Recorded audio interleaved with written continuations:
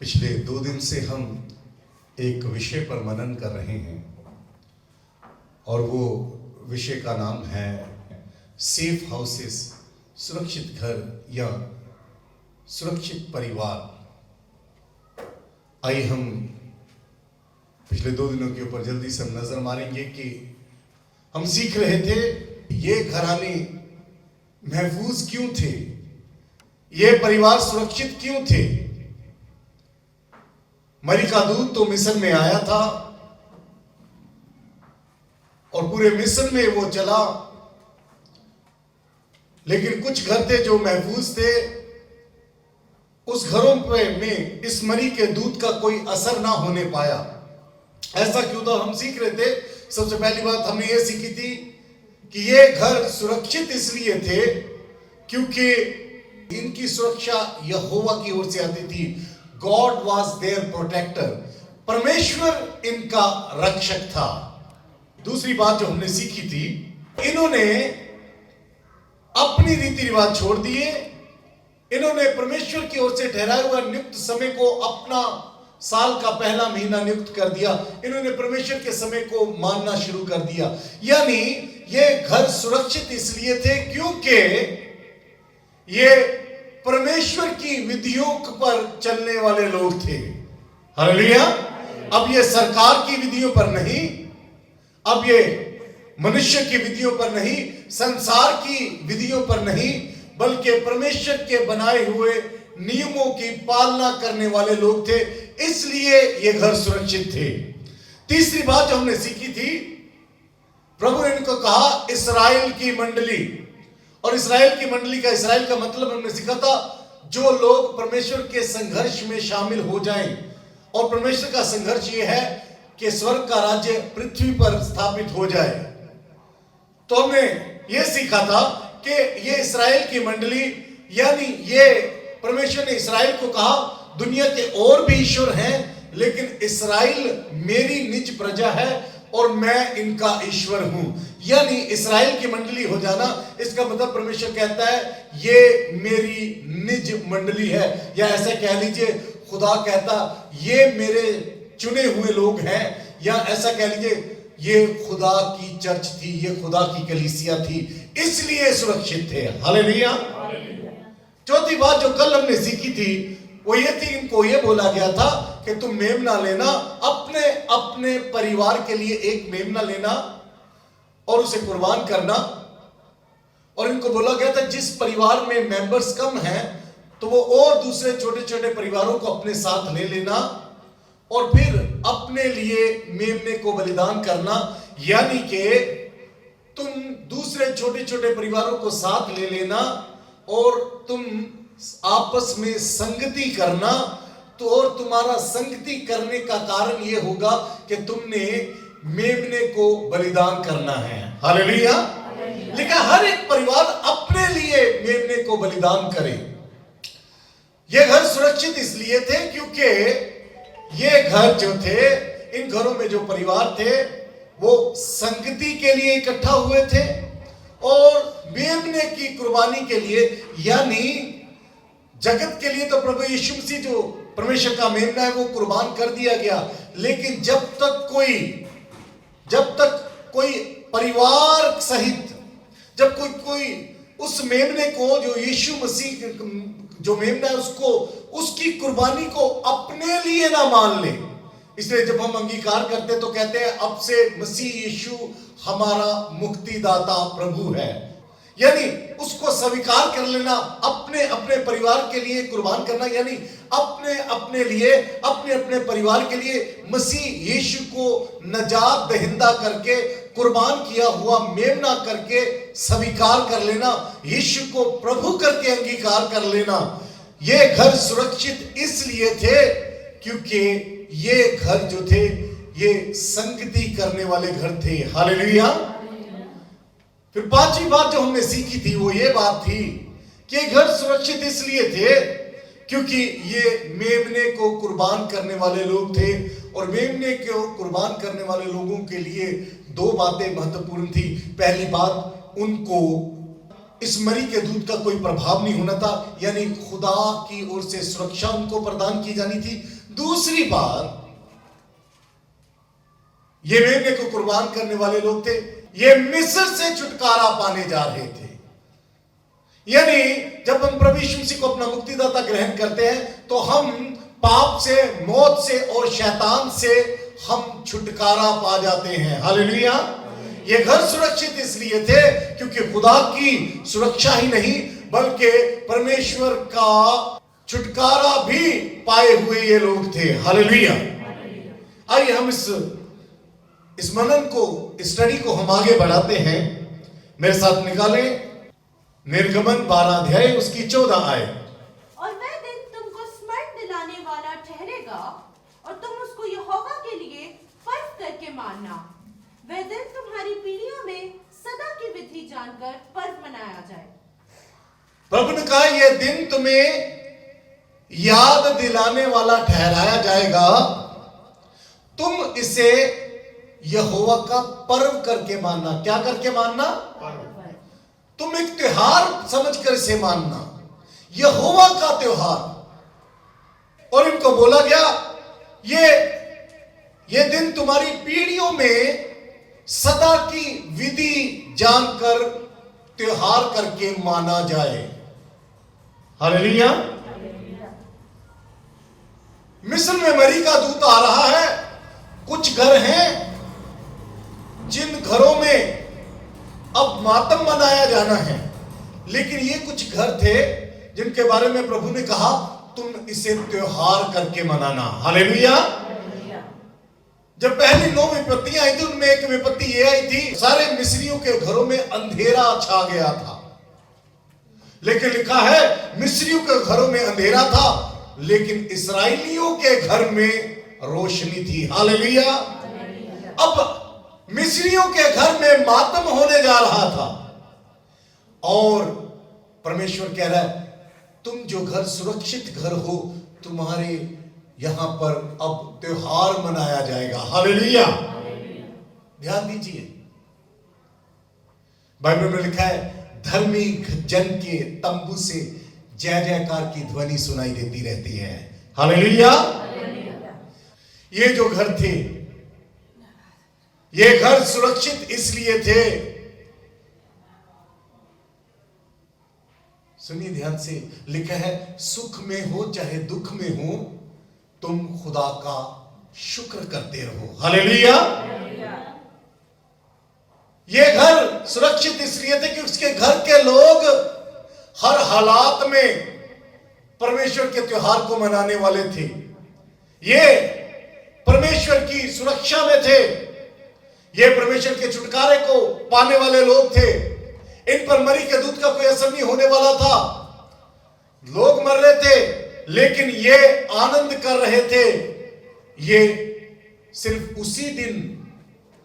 उस दिन के लिए ही, जिस दिन मरी का दूत आता, सिर्फ उसी दिन के लिए ही ये इस पर्व को मनाने वाले नहीं थे, बल्कि ये सदा के लिए इनकी पीढ़ियों में एक विधि बनकर, एक नियम बनकर, ये एक रिवाज बनकर इनकी पीढ़ियों में ये दिन ठहराया जाने वाला था। हालेलुया।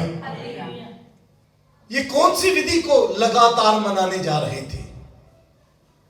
ये कौन से फसह के मेमने को लगातार, कौन से त्योहार को लगातार मनाने जा रहे थे? थोड़ी देर के लिए हम देखेंगे। पहला पॉइंट ये था, इस त्योहार में जिसका नाम फसह था, बोलिए क्या था? फसह को इंग्लिश में लिखा गया पास ओवर। फसह का मेमने का त्योहार यानी पास ओवर लैम्ब। जब मरी का दूत आया था तो वो लहू लगे घरों को पास कर गया था, उनके अंदर नहीं गया था। तो फसह का त्योहार की कुछ खासियतें हम देखने जो पीढ़ी दर पीढ़ी उनको मनानी थी। पहली बात जल्दी से पढ़िए, पहला कृत्यों 5:7। पुराना खमीर निकाल कर अपने आप को शुद्ध करो। पुराना खमीर निकाल कर अपने आप को शुद्ध करो कि नया गूंधा हुआ आटा बन जाओ। कि नया गूंधा हुआ गेहूं का आटा बन जाओ, ताकि तुम अखमीरी हो। ताकि तुम अखमीरी हो, तुम्हारे अंदर खमीर ना रहे। क्योंकि जी हमारा भी फसा क्योंकि हमारा भी फसा जो मसीह है हमारा भी पास ओवर लैम्ब, हमारा भी फसा का मेमना जो मसीह है बलिदान हुआ है। हालेलुया।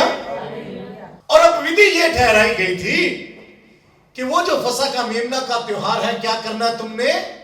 सदा तक मनाते रहना है। हालेलुया। जब तक इस दुनिया का अंत नहीं हो जाता तब तक वो फसा का मेमने का त्योहार जो है वो लगातार मनाते रहना है। मसीह यीशु को हमने रिकॉग्नाइज करना है, ये पहचानना है, ये उस फसा की, उस मेमने की पहचान करनी है कि वो सदा के लिए हमारे लिए कुर्बान कर दिया गया है। हालेलुया। दूसरी खासियत पढ़िए 5 आयत को पढ़िए, 12 की 5। तुम्हारा मेमना निर्दोष, सुनिए, तुम्हारा मेमना क्या हो? निर्दोष। वो निर्दोष होगा। बोलिए क्या होगा? पढ़िए जल्दी से, पहला पत्रस 1:19। पर निर्दोष और निष्कलंक मेमने अर्थात मसीह के बहुमूल्य लहू के द्वारा हुआ। पत्रस अपनी पत्री में लिखता है कि तुम्हारा उद्धार, तुम्हारी नजात, तुम्हारा छुटकारा निर्दोष मेमना यानी मसीह यीशु के लहू के द्वारा हुआ है। हालेलुया। तो पहली बात, वो ये जो मेमना था जिसके बारे में निर्गमन में लिखा गया, वो सारी बातें यीशु मसीह पर लागू हो रही थी।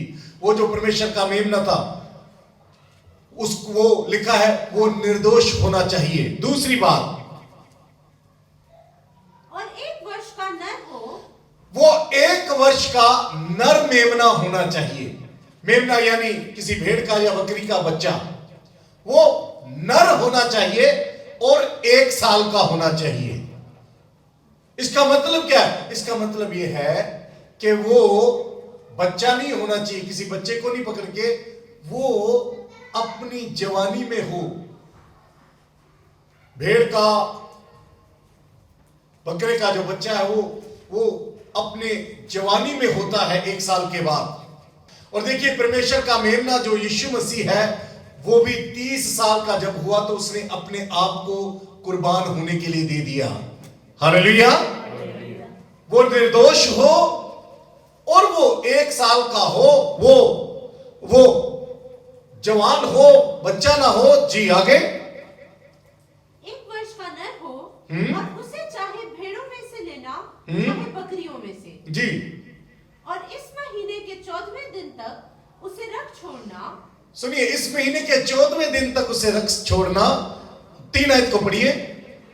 इस्राएल की सारी मंडली से इस प्रकार कहो, सारी मंडली से इस प्रकार कहो, इसी महीने के 10वें दिन को, इसी महीने के 10वें दिन को तुम अपने अपने पितरों के घराने के अनुसार घराने पीछे एक मेमना ले रखो। 1 मेमना ले रखना। बोला 10वें दिन तुम मेमना खरीद कर रख लेना, अपने लिए अलग कर रख लेना, और 14वें दिन यानी चौथे दिन रखने के बाद, अलग करने के बाद चौथे दिन उसको कुर्बान करना। क्या करना जी? कौन से दिन? चौथे दिन उसे कुर्बान करना। प्रभु यीशु मसीह की जो एंट्री हुई यरूशलेम में, उसके चौथे दिन, बोलिए कौन से दिन? उसके 4 दिन बाद जो था, प्रभु यीशु मसीह को सलीब पर चढ़ाया गया। हालेलुया। 4 दिन के बाद प्रभु यीशु मसीह को सलीब पर चढ़ाया गया, चौथे दिन। और देखिए यीशु मसीह जब उन्होंने अपने आप को कुर्बान होने के लिए यरदन नदी के किनारे मखसूस करवा लिया, क्योंकि मखसूस तो याजक ही करता था, और यूहन्ना बपतिस्मा देने वाला उस वक्त लेवी याजक का वंश का था, इसलिए प्रभु यीशु मसीह ने उससे बपतिस्मा लिया। और जब प्रभु ने अपने आप को कुर्बान होने के लिए दे दिया, यूहन्ना बपतिस्मा देने वाले ने कह भी दिया, यह परमेश्वर का मेमना है जो जगत का पाप उठाए ले जाता है। और तब स्वर्ग से परमेश्वर ने कहा, यह मेरा प्रिय पुत्र है जिससे मैं प्रसन्न हूं। सुनिए, बाइबल में ऐसा लिखा तो नहीं है, लेकिन प्रभु की सेवकाई के लिहाज से देखा जाए तो विद्वानों का कहना है तकरीबन 33.5 साल के आसपास की उम्र रही होगी जब प्रभु यीशु मसीह कुर्बान हो गए, जब प्रभु यीशु मसीह ने अपने आप को सलीब पर दे दिया, यानी 30 साल का होने के बाद अगर हम देखें तो 30 साल के बाद जब मखसूस होने के लिए प्रभु ने दे दिया, तो चौथे साल 33 साल यानी चौथा साल, जब 34वां साल चल रहा था, उसके मखसूस होने के 34वें साल के 30 साल से पहले प्रभु यीशु मसीह अपने बाप का कामकाज में उनकी मदद करते थे। लेकिन 30 साल के बाद प्रभु यीशु मसीह ने अपने आप को सेवकाई के लिए दे दिया, अपने आप को अलग कर दिया और इनको बोला था तुम 10वें दिन क्या करना, उसे खरीदना और 4 दिन के बाद उसको कुर्बान करना। और यीशु मसीह ने जब अपने आप को सेवकाई के लिए दे दिया, उसके चौथे साल यानी चौथे दिन प्रभु ने अपने आप को कुर्बान होने के लिए दे दिया। हालेलुया। उसके बाद आगे पढ़िए, 6 के आगे पढ़े। और उस दिन गोधूली के समय यानी शाम के समय इस्राएल की सारी मंडली के लोग उसे बलि करें। इस्राएल की सारी मंडली के लोग उसे बलि करें, यानी शाम को उसे क्या करें और कहां करेंगे? सारी मंडली के लोग। बोलिए कौन से? सारे इस्राएली लोग। और सुनिए, यीशु मसीह को जब क्रूस पर चढ़ाया गया था तो वो शाम का ही समय था जब उसने अपने प्राण त्यागे, और सारा इस्राएल, सारे यहूदी उस वक्त इकट्ठे थे। और पिलातुस ने कहा क्या मैं तुम्हें छोड़ दूं? वो कहते नहीं नहीं नहीं, तू बरब्बा डाकू को छोड़ दे और इसको सलीब पर चढ़ा दे। सारी मंडली ने मिलकर उस दिन उस मेमने को कुर्बान किया था। हालेलुया। एक एक बात अगर आप देखेंगे जो इस जगह पर जो लिखा गया, वो सब प्रभु यीशु मसीह के आगे चलकर वो फसह का मेमना जो कि यीशु होने वाला था, उसके लिए ये सब बातें कई 100 साल पहले लिख दी गई। हालेलुया। इसके आगे पढ़िए, इसकी 8 आयत को पढ़िए। और वे उसके मांस को उसी रात आग में, सुनिए, उन्होंने मेमना लेना था, वो निर्दोष होना चाहिए था, वो 1 साल का होना चाहिए था, और 4 दिन तक वो अलग किया गया होना चाहिए था, चौथे दिन उसे कुर्बान करना था, सारी मंडली ने उसे कुर्बान करना था। फिर आगे लिखा उसे आग में भूंज कर खाना था। लिखा है पानी में उबाल कर नहीं, या कच्चा नहीं खाना, उसे आग में भूंज कर खाना। इसका मतलब था उस मेमने को किस रीति से दुख की मृत्यु को सहना था। आग के तजर्बे से उस मेमने को गुजरना था। हालेलुया। एक औरत प्रभु यीशु मसीह के पास आई और उसने कहा, प्रभु जब तू अपने राज्य में आए तो तू मेरे, क्योंकि उसके 2 बेटे यीशु मसीह के चेले थे, याकूब और यूहन्ना, और उसने कहा जब तू अपने राज्य में है तो मेरे एक बेटे को अपने दाहिने ओर बैठाना और एक मेरे बेटे को अपने बाएं ओर बिठाना। प्रभु ने से कहा कि तू नहीं जानती तू क्या मांगती है। मुझे जिस दौर से, जिस रास्ते से मुझको गुजरना है तू उसे नहीं जानती। मुझे आग का बपतिस्मा लेना है। हालेलुया। कौन सा बपतिस्मा लेना है? आग का बपतिस्मा। मुझे आग में से गुजरना है। हालेलुया। और ध्यान दीजिए, जब आदम और हवा को अदन की वाटिका से निकाल दिया गया था तो लिखा था है कि एक ज्वाला में तलवार, एक आग की तलवार जो थी वो चारों ओर उस पेड़ के जो जिस पर जीवन का फल लगता था, उस पेड़ के चारों ओर जो थी आग की ज्वाला में तलवार लगा दी गई थी, और उसके रास्ते पर करूबों का, स्वर्गदूतों का पहरा लगा दिया गया था। हालेलुया। और सुनिए, जो मिलाप वाला तंबू जो मूसा ने बनाया था, उसके बाद जब सुलेमान ने भी परमेश्वर का मंदिर बनाया, उसमें पवित्र स्थान और अति पवित्र स्थान को जो अलग करता था, जो पर्दा अलग करता था, उस पर्दे के ऊपर करूबों के चित्र बने हुए थे, करूबों की कढ़ाई की गई थी। और बाइबल में लिखा है जब यीशु मसीह मरे, जब उन्होंने प्राण त्यागे, तो आसमान काला हो गया, सूरज काला हो गया, कब्रें खुल गई, चट्टानें तिड़क गई और मंदिर का पर्दा ऊपर से नीचे तक फट गया। यानी पवित्र स्थान और अति पवित्र स्थान के बीच में जो दीवार थी, वो जो पर्दा था वो फट गया, वो जिंदगी का रास्ता जो था वो खुल गया। लेकिन वो जिंदगी के पेड़ की ओर जाने के लिए ज्वाला की तलवार से, आग की तलवार के तजर्बे से होकर गुजरना बहुत जरूरी था।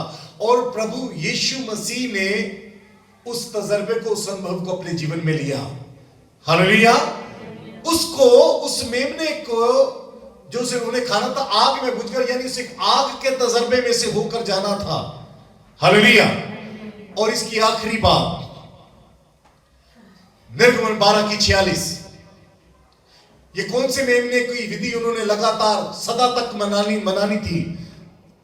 12:46, 12:46, 12:46, जल्दी से प्लीज। उसका खाना एक ही घर में हो, उसका खाना एक ही घर में हो, उस मेमने का, अर्थात तुम उसके मांस में से कुछ घर से बाहर ना ले जाना, तुम उसके मांस में से कुछ घर से के बाहर ना ले जाना, और बलि पशु की कोई हड्डी ना तोड़ना, और बलि पशु की कोई हड्डी ना तोड़ना।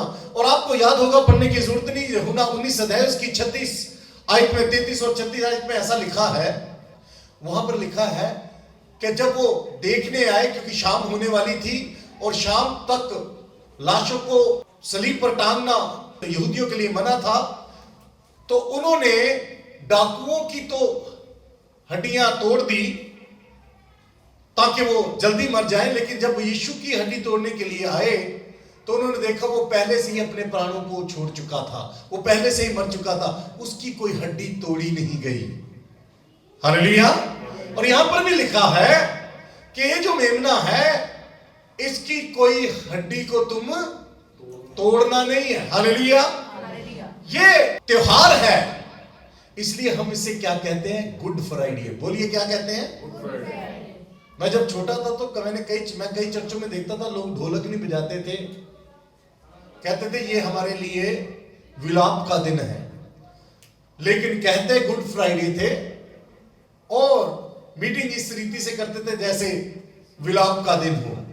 लेकिन बाइबल कहती है ये यहोवा का पर्व है, ये परमेश्वर का एक त्योहार है। हालेलुया। आइए अपनी आंखों को बंद करें। प्रभु ने हमें तौफीक दी तो कल की शाम हम इसके आगे बढ़ेंगे, उस त्योहार की विधियों के आगे बढ़ेंगे।